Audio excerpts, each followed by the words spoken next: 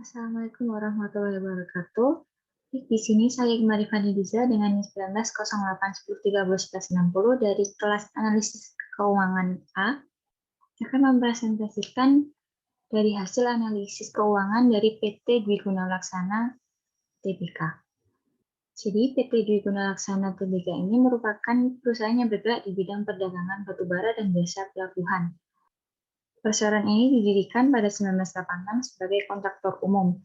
Lalu pada 2007, perusahaan memperoleh izin usaha pertambangan dan pada 2009, perusahaan menandatangani perjanjian jual beli batubara pertamanya dengan PT PLN. Lalu pada 2017, perusahaan mencatatkan sahamnya di Bursa Efek Indonesia dengan kode saham DWGL melalui penawaran umum saham perdana sebanyak 3 miliar 100 juta lembar saham atau sebanyak 35,9% dari total modal ditempatkan dan disetor penuh setelah IPO. Kemudian kita akan memasuki analisis laporan tahunan dari PT Dwi Guna Laksana terkait aktivitas operasi perusahaan. Yang pertama kita memisahkan laba operasi dan non-operasi. Laba rugi operasional suatu perusahaan itu diperoleh dari akun-akun yang tercatat pada laporan laba rugi terkait dengan aktivitas operasi perusahaan tersebut. Nah, jika dilihat dari laporan laba rugi PT Dwi Guna Laksana itu, di sini sudah tertera untuk laba operasi itu sebesar 12 miliar 119 juta 150.000. Kemudian untuk tahun 2018 itu sebesar 23 miliar 417 juta 340.000. Hal ini menunjukkan bahwa beban operasional yang dikeluarkan oleh perusahaan pada tahun 2019 itu meningkat dan melebihi pendapatan yang diterima. Kemudian untuk laba non-operasi, diketahui bahwasannya di tahun 2019 itu PT Dwi Guna Laksana memiliki rugi non-operasi sebesar 26 miliar 285 juta 197.000. Sedangkan pada tahun 2018 masih memiliki keuntungan 1 miliar 191 juta 247.000. Angka ini tuh diperoleh dari mengurangi laba sebelum pajak dengan laba operasi yang didapatkan perusahaan pada tahun bersangkutan. Selanjutnya kita akan menganalisis penghasilan komprehensif. Jadi penghasilan komprehensif itu merupakan penghasilan atau beban yang diperoleh dari pengurangan laba bersih dengan beban yang tidak termasuk ke dalam komponen laba rugi. Nah, dari laporan laba rugi PT Dwi Guna Laksana itu didapati penghasilan komprehensif lain mereka itu sebesar 40.415.000 sehingga total penghasilan komprehensif tahun berjalan itu didapati rugi sebesar 21.621.309.000. Analisis selanjutnya yaitu menganalisis tentang pos luar biasa, pos khusus, dan operasi yang dihentikan. Jadi pada laporan laba rugi yang dinyatakan itu terdapat pos yang tidak akan direklasifikasi ke laba rugi pada periode berikutnya, yang berarti itu dapat dikategorikan sebagai pos luar biasa. Namun jika dilihat pada faktanya itu pos pengukuran kembali liabilitas imbalan kerja pada tahun 2018 itu terulang pada tahun 2019. Untuk operasi yang dihentikan umumnya itu akan disajikan pada laporan keuangan laba rugi pada penghasilan komprehensif. Namun mulai dari laporan laba rugi maupun catatan atas laporan keuangan yang tersedia itu tidak ada catatan khusus mengenai operasi yang dihentikan pada PT Dwi Guna Laksana. Kemudian untuk perubahan akuntansi perusahaan, pada penyajian laporan keuangan PT Dwi Guna Laksana itu tidak ditemukan adanya perubahan akuntansi yang dilakukan. Selanjutnya untuk beban tangguhan yang mungkin terjadi, diketahui dari PT Dwi Guna Laksana ini memiliki beban tangguhan berupa biaya dibayar di muka, pajak yang dibayar di muka, serta uang muka. Dan dampak dari adanya ketiga akun itu dalam komponen aset tentu adalah menambah nilai aset perusahaan. Nah, selanjutnya untuk imbalan kerja tambahan, jadi PT Dwi Guna Laksana itu tidak memberikan imbalan kerja tambahan di luar imbalan kerja yang semestinya terjadi. Adapun imbalan kerja yang umum digunakan oleh perusahaan itu diakui sebagai liabilitas. Pada laporan posisi keuangan itu disajikan pada liabilitas lancar sebesar 339.296.000 dan pada sisi liabilitas tidak lancar itu sebesar 6.710.620.000. Selanjutnya untuk perhitungan atas laba per saham, jadi angka ini itu diperoleh dari hitungan membagi laba tahun berjalan yang dapat diatribusikan kepada pemilik entitas induk dengan jumlah rata-rata tertimbang saham beredar selama 1 tahun berjalan. Di sini didapati PT Dwi Guna Laksana pada tahun 2019 itu mengalami rugi sebesar 2,5 rupiah dan pada tahun 2018 itu juga mengalami rugi sebesar 3,58 rupiah. Pada dari perhitungan ini, PT Dwi Guna Laksana itu diketahui mengalami rugi sebesar 2,5 rupiah per saham pada tahun 2019 dan sebesar 3,58 rupiah pada tahun 2018.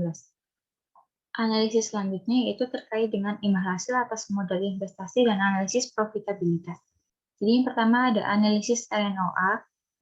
Untuk menghitung RNOA ini tuh kita bisa menggunakan perhitungan NOPAT dibagi dengan NOA. NOPAT sendiri di sini dapat dihitung dengan laba operasi dikali 1 dikurangi beban pajak per laba sebelum pajak. Dan di sini didapatkan hasil sebesar minus 13.729.540.000. Kemudian selanjutnya untuk menghitung NOA bisa diperoleh dari aset operasi dikurangi liabilitas operasi. Dan di sini diperoleh hasil rata-rata NOA sebesar 420.433.882.000. Jadi untuk hasil RNOA didapatkan nilai sebesar 3%. Dan dari angka 3% itu menunjukkan PT Dwi Guna Laksana itu mampu mengoptimalkan aset operasi untuk memperoleh keuntungan sebesar 3%. Analisis selanjutnya yaitu ROCE. ROCE ini dapat diperoleh dengan perhitungan laba neto dikurangi dividen saham preferen dibagi dengan rata-rata ekuitas pemegang saham biasa. Karena di laporan keuangan maupun catatan atas laporan keuangan tidak ditemukan adanya dividen saham preferen, maka di sini akan diakumulasikan menjadi 0. Dan dari perhitungan ROCE ini didapatkan hasil sebesar minus 2,5%.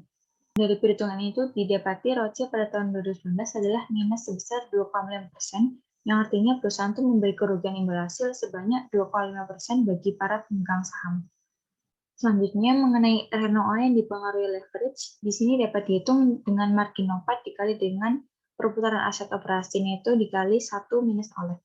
Yang pertama untuk margin NOPAT, di sini margin NOPAT itu menunjukkan hasil sebesar 0,01, kemudian untuk perputaran aset operasi neto diperoleh angka 4,01, dan untuk hasil perhitungan OLED diperoleh angka 2,05. Sehingga didapatkan hasil perhitungan RNOA yang dipengaruhi leverage sebesar 4,2%.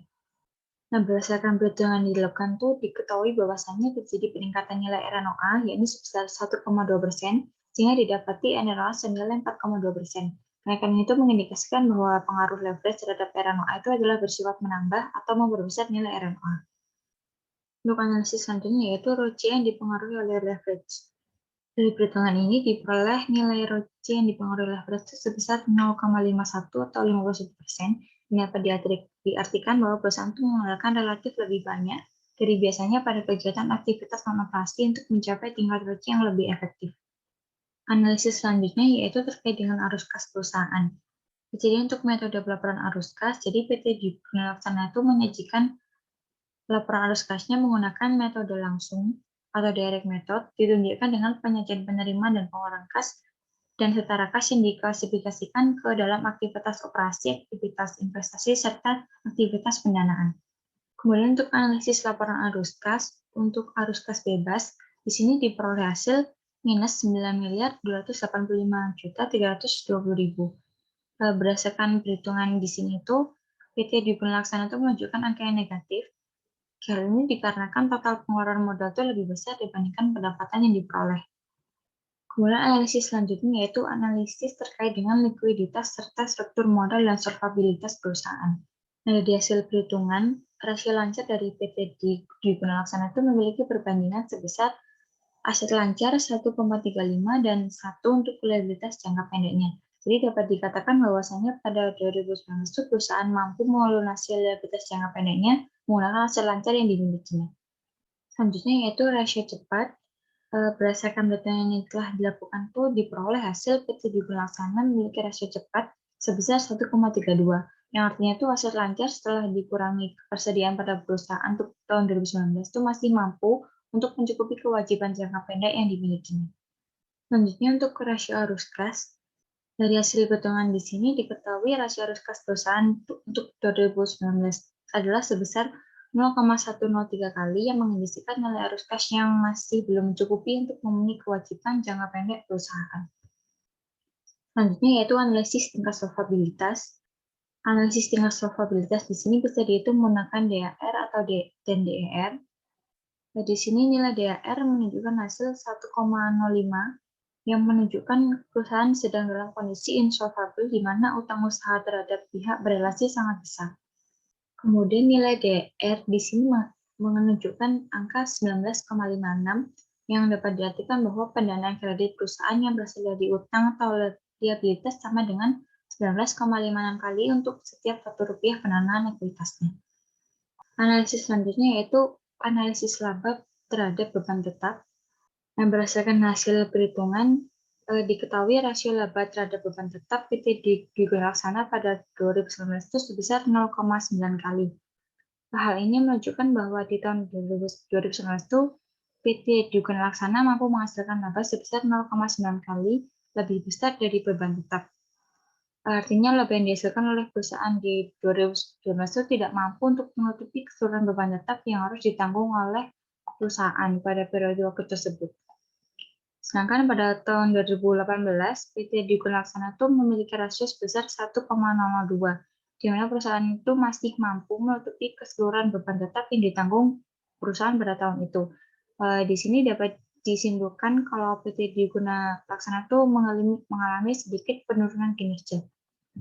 Analisis selanjutnya yaitu analisis hubungan arus kas dengan beban tetap.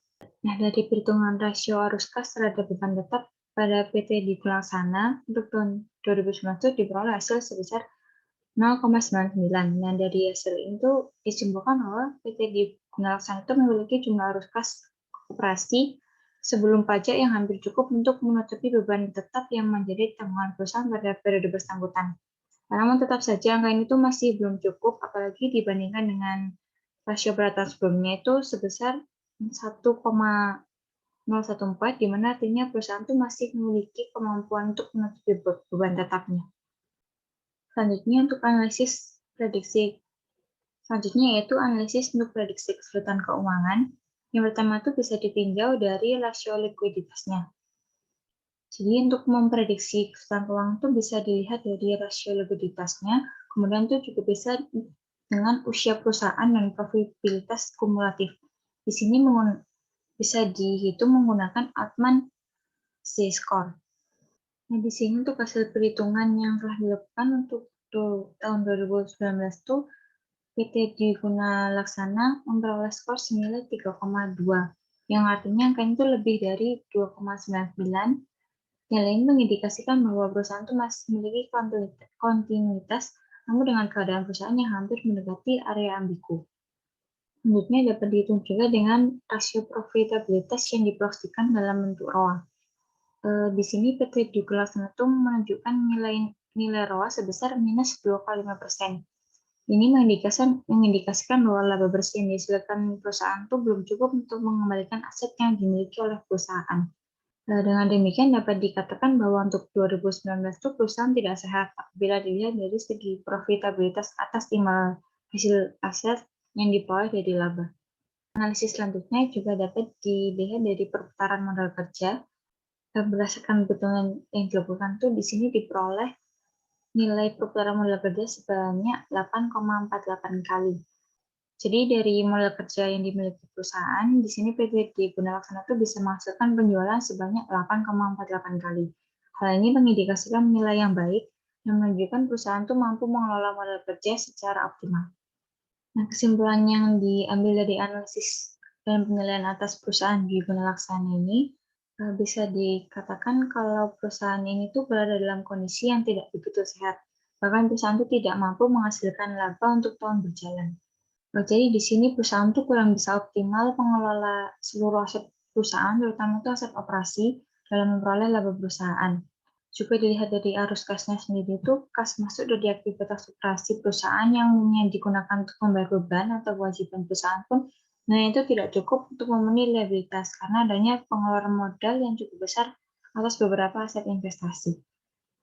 Apabila untuk tahun-tahun selanjutnya perusahaan belum juga mampu secara optimal mengelola asetnya untuk memulai pendapatan itu, bisa saja perusahaan itu mengalami kebangkrutan atau kerugian atas aktivitas usaha yang dilakukannya. Nah, untuk penilaian saya kepada perusahaan PT Dwi Laksana itu, yang pertama kepada investor, berdasarkan analisis imbal hasil atas saham biasa yang telah dilakukan, perusahaan ini tuh memberikan kerugian imbal hasil sebesar 2,5%, yang menunjukkan bahwa angka ini tidaklah baik. Tentu ini akan menjadi nilai negatif untuk pertimbangan bagi investor yang hendak berinvestasi. Menurut saya pribadi, untuk PT Dwi Gunalaksana ini tuh tidak begitu direkomendasikan untuk berinvestasi apabila hendak memperoleh laba yang besar. Akan tetapi dari skala jangka panjang dan image brand yang dimiliki perusahaan, perusahaan ini dirasa dapat menjadi sasaran investor risk taker dalam menanamkan modalnya. Kemudian yang dapat saya sarankan kepada kreditor terkait dengan kewajiban jangka pendek. Perusahaan itu mampu melunasi kewajibannya dengan cukup baik hanya berdasarkan hasil lancar yang dimilikinya secara keseluruhan. Akan tetapi apabila melihat dari nilai kewajiban jangka panjangnya, perusahaan itu belum mampu menjamin kewajibannya dengan ekuitas maupun dengan hasil lancar yang dimiliki, karena nilainya yang cukup besar. Namun perlu diingat bahwasanya pembayaran liabilitas itu tidak hanya berdasarkan aset lancar, melainkan juga aset tetap yang dapat dikelola atau dioptimalkan untuk memperoleh laba yang semakin besar, sehingga mampu memenuhi kewajibannya. Dengan demikian, perusahaan ini tuh masih memiliki kelayakan, tetapi tidak begitu direkomendasi untuk diberi suntikan dana. Karena sebelumnya pendanaan eksternal dari aset maupun penerimaan kas dan aktivitas operasi itu masih mampu untuk mencukupi nilai liabilitas perusahaan. Sekian pemaparan dari analisis laporan keuangan PT Dwi Gunalaksana Tbk. Mohon maaf jika ada kekurangan maupun salah penafsiran. Sekian pemaparan saya. Wassalamualaikum warahmatullahi wabarakatuh.